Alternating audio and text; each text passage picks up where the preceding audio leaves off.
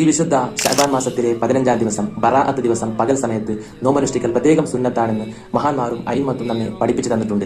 എന്നാൽ ദീനിന്റെയും സുന്നത്ത് ജമാഅത്തിന്റെയും ശത്രുക്കളായ ചില ബിദ്അത്തിന്റെ ആളുകൾ ബറാഅത്ത് ദിവസം പകൽ സമയത്ത് നോമ്പ് സുന്നത്തില്ലെന്ന് വാദിക്കാറുണ്ട്. അവരുടെ ചതിക്കുഴിയിൽ നാം ആരും പെടാതെ സുന്നികളായ നാം ബറാഅത്ത് ദിവസം പകൽ സമയത്ത് നോമ്പനുഷ്ഠിക്കാൻ പ്രത്യേകം സമയം കണ്ടെത്തുക. ഇമാം ഇബ്നു മാജ റഹിമഹുല്ലാഹു അവിടുത്തെ സുനൻ ഇബ്നു മാജയിൽ ഉദ്ധരിച്ചത് കാണാം. നബി സല്ലല്ലാഹു അലൈഹി വസല്ലം പറയുകയാണ്, ഇദാ കാനത്ത് ലൈലത്തുൻ നിസ്ഫി മിൻ ശഅബാൻ ഫഖൂമു ലൈലഹ വസൂമു നഹാറഹ. ശഅബാൻ മാസത്തിലെ 15-ാം ദിവസം ബറാഅത്ത് ദിവസമായാൽ രാത്രി നിങ്ങൾ നിന്ന് നിസ്കരിക്കണം, പകൽ സമയത്ത് ധാരാളം നോമ്പ് നോക്കണം.